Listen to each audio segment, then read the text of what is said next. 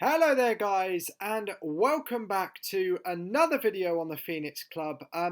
Today it's going to be a strictly Chelsea video from me, and I'm going to be discussing my 5 areas Chelsea need to improve fast to obviously move up the table and improve on their 5 points from their opening 4 games.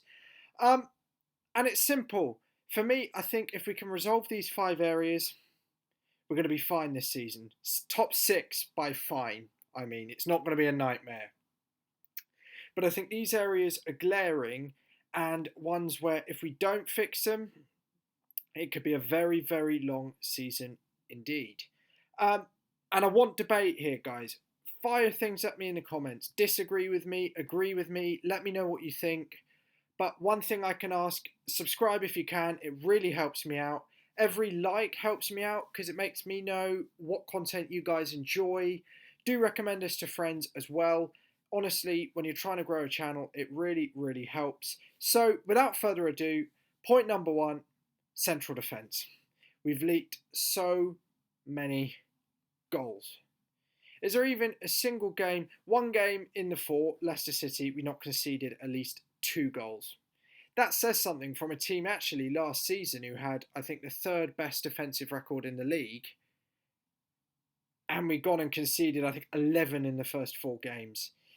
It's concerning, and it's something where I think I want to pick up on each individual player. So Kurt Zouma's played all 4 games, and I think the problem with him has been a lack of confidence and individual mistakes. Like the Man United game is the best example. We're dominating the game, but there's one one-on-one, lapse in concentration, he takes a man down, takes Rashford down, penalty, 1-0, and we don't come back. It's so important these guys have to try and avoid individual errors. Christensen, I actually think, has improved in this area. I've always never been a complete fan of him because I always think there's a mistake in him. I've actually think since the end of last season when Sarri started showing more faith in him, I think he's been more watertight and more able to bring in sort of fluidity and improve his distribution whilst not being prone to doing something stupid like he did with Messi at the Bridge a couple of seasons ago.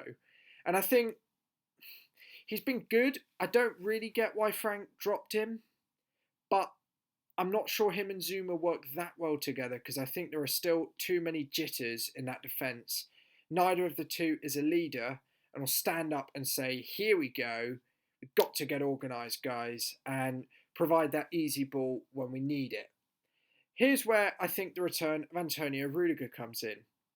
The man is a born leader. He's a warrior. I see him and he's a presence that I think those two lack.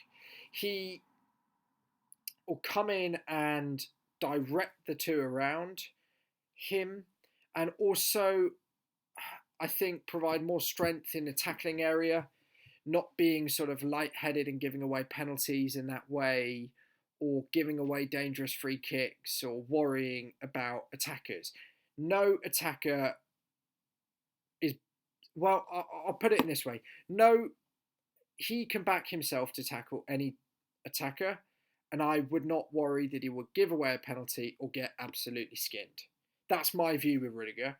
I think there's a little bit of time for him to come back. I think maybe a couple of weeks, particularly given we're in international break.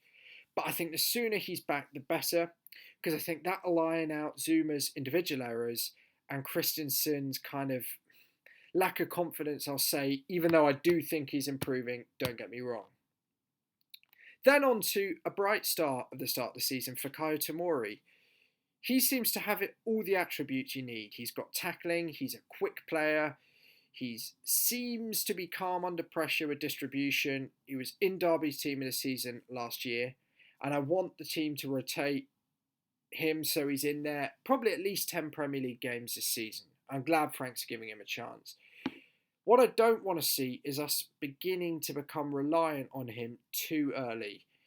What we need is to mould a leader in him without him being placed too much, maybe at a level he's not ready for, and then being sort of unconfident or slightly out of his depth. I don't want to say out of his depth because I think ability-wise he's not, but I don't want him having the worry that he's playing big games and he might have issues. This season, I wouldn't risk him in high pressure games. The game against Sheffield was perfect for him because he's able to show his skills, build some confidence without an attack that's too difficult to face. Obviously, with a Champions League campaign, all four will be rotated. And this brings me on to my second tip on what we need to improve now. And it kind of links to centre backs, as I'll say later on. It's Cesar Azpilicueta. I have a lot of respect for the man. He's a great right back, a great left back. One thing I'd say he isn't is a modern fullback in the mould Lampard wants. He's not a push-up, overlapping right back who can then rush back and defend in the mould of Alexander-Arnold or Wan-Bissaka. Azpilicueta isn't that. He's not quick enough. I don't think he's got the attacking build-up ability either. But the man can defend. We have to remember this when we look at what to do both at right back and at centre back. Now, what I think is going to be important for Frank is a Reece James Azpilicueta transition. Reece James has been tipped for big things by Chelsea fans. Rightly so, in my view. He looks to be an incredibly talented player. But what I don't want to do is put him in first team every single week, such that, as I say, people are expecting a sort of Cafu stuff. The sort of stuff you hear from Chelsea fans, you think he will be Cafu. I worry that if we don't allow Azpi to just ease him in and provide, bring him on free for a few games, give him a few games where Azpi's sort of not there, but watching him closely, and he's watching Azpi's defensive ability, I think that would be a big mistake. I personally propose, having seen Azpi play so effectively in centre-back in a back three, the potential to actually move Azpilicueta for his defensive ability into a much more static role at centre-back, because he's not going to have to push forward as much, and I think he's got the tackling ability and confidence that we need in that area. So that transition for me is going to be hugely important. On to my third point, and it is the midfield, which some would say we've got the strongest midfield in the league. Well, not in the league, probably strongest outside Man City when we got Kante, Jorginho and Loftus-Cheek. We haven't got Loftus for a little while, but what we have to remember here is, do we want to play a midfield 2 or a midfield 3? If you're playing a midfield 2, we've seen Mateo Kovacic play brilliantly, we've seen Mason Mount play brilliantly, but we've had some trouble at the back as to play who's the anchor alongside Kovacic, be that Jorginho, then you're missing maybe a box-to-box defensive presence, or is it Kante where you're missing the distribution of a Jorginho? Or do you play a midfield 3 instead of suiting Kovacic? That suits Jorginho because he's got the distributing space with two people either side of him, one of them being Kante, and he's able to freely operate that regista role. Personally, for me, as much as I love Mason Mount, I think we have to play 4-3-3. Sarri was right on this. I was wrong last season. The system is so much more stable when we play 4-3-3. And with that, I would argue that Kovacic maybe isn't as effective, but if we see aspects of his play as if he's playing in midfield 2, next to Jorginho and Kante, we have an effective quick fix. And with a Champions League campaign, guys, we don't need to worry that when Loftus-Cheek is fit, he won't come in. Because it'll be healthy for us to rotate between Kante, Jorginho, Loftus-Cheek, also Mason Mount, remember, and obviously Kovacic too. But I think Lampard has got to set his sights on a system where either Mount will come back into centre mid or play on the wing, and where we know every single game whether we're going to play a midfield 2 or a midfield 3, so either Jorginho or Kovacic can adapt. I think that is so important. And now the final one on the playing side, wingers. Normally an area where we've been so strong over the years. You look at your Hazards, Willian when he's on form, Robbins, the list goes on and on and on and on and on. However, this year we're really light without Hazard, and we all forget that he's not going to bail us out when we're 2-2 against Sheffield United with 5 minutes to play, or injury time to play. We haven't got him. Won't happen. And I think having Mason Mount as a winger is unsustainable. I want to see him develop as a centre mid. Pulisic is developing into the Premier League. We can't expect fireworks from him. He's made plenty of assists. He's been good. He's not been outstanding, but I wouldn't expect that. He's new to the Premier League. I don't expect him to be outstanding. But we need an answer here. And with the experience we have in Hudson-Odoi, that's going to be mitigated a bit because he's going to come back with some Premier League experience and confidence of a player who knows he's got the number 10, knows he's got the new contract coming, and I think will bring a sort of swagger to our wings that we've not seen in these first 4 games. But the problem we have here is Pedro has been ineffective. He's really not looked on the pace as he normally does. He's inconsistent. He doesn't perform week in, week out. Do we trust him there? Frank's been hesitant, I'd say. But I'd be tempted to rotate him around because the other option, Willian, his heart doesn't look at the club for me. I saw him against Leicester. He was shocking. Comes on against Sheffield United. He was better. But I think Lampard wants him out and the club want him out now.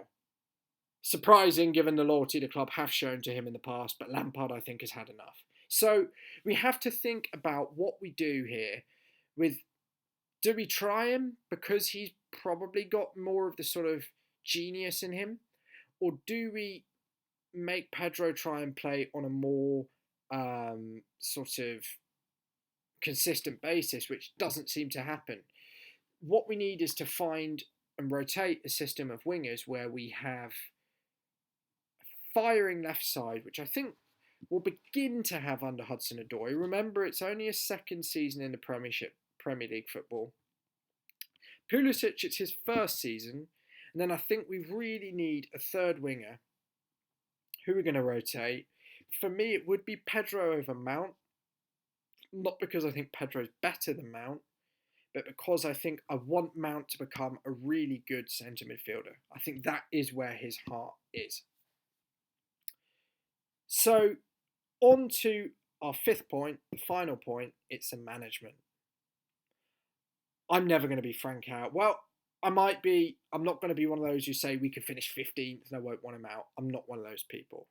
But reasonably, first season, second season in management on a ban, I'm not going to be Lampard out this season.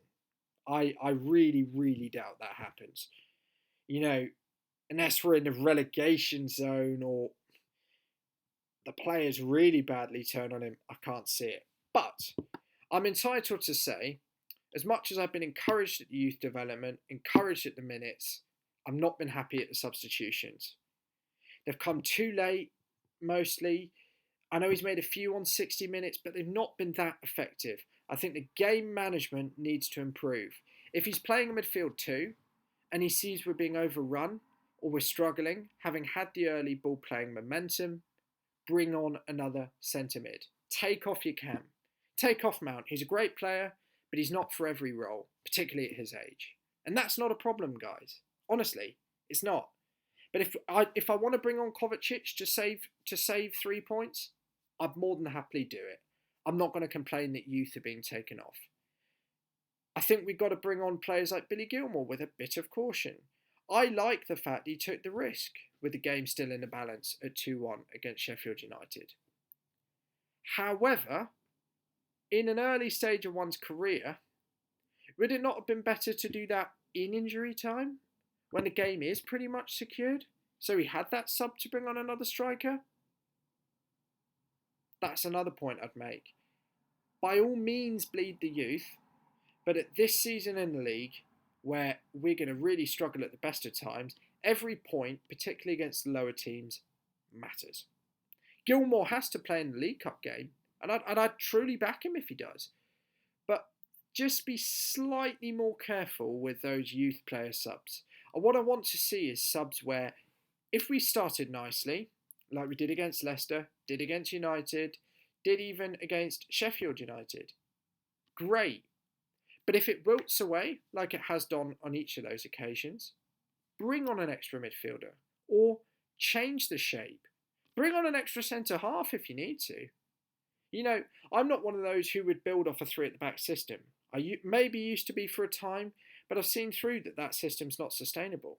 But by all means, if it's going to save us a result, bring on Azpilicueta to just provide an experienced hand, because it's really important that we save every point.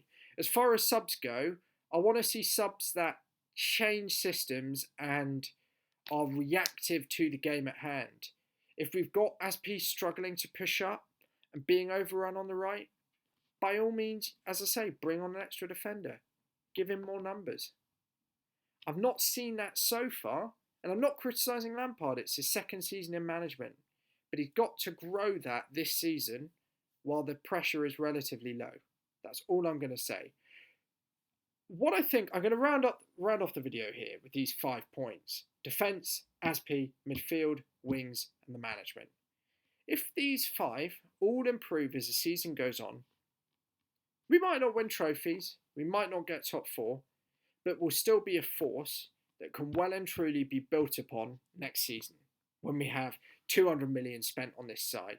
We'll have a manager who's being backed because we're seeing the right substitutions, the right shapes, the right midfield, and an increase in the quality of players will only improve on that, personally. So I hope you've all been interested in these 5 points, and I hope you can genuinely recommend me to friends. Say, you know, I enjoyed it. I want to build some debate here, so do comment me your opinions. I will reply to each comment I get.